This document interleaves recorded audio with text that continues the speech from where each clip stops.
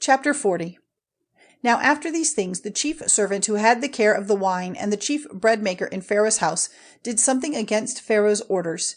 And Pharaoh was angry with his two servants, with the chief wine servant and the chief bread maker. And he put them in prison under the care of the captain of the army, in the same prison where Joseph himself was shut up.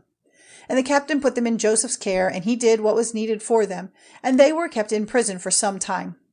And these two had a dream on the same night, the chief wine servant and the chief bread maker of the king of Egypt, who were in prison. The two of them had dreams with a special sense. And in the morning when Joseph came to them, he saw that they were looking sad. And he said to the servants of Pharaoh who were in prison with him, "Why are you looking so sad?" Then they said to him, "We have had a dream, and no one is able to give us the sense." And Joseph said, "Does not the sense of dreams come from God? What was your dream?"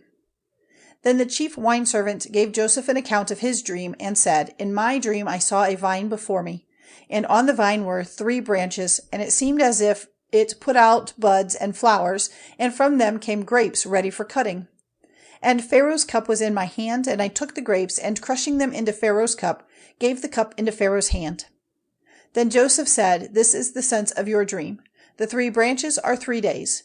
After 3 days, Pharaoh will give you honor and put you back into your place, and you will give him his cup as you did before when you were his wine servant. But keep me in mind when things go well for you, and be good to me, and say a good word for me to Pharaoh, and get me out of this prison.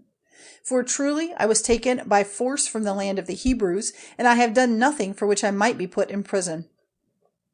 Now when the chief bread maker saw that the first dream had a good sense, he said to Joseph, "I had a dream, and in my dream there were 3 baskets of white bread on my head.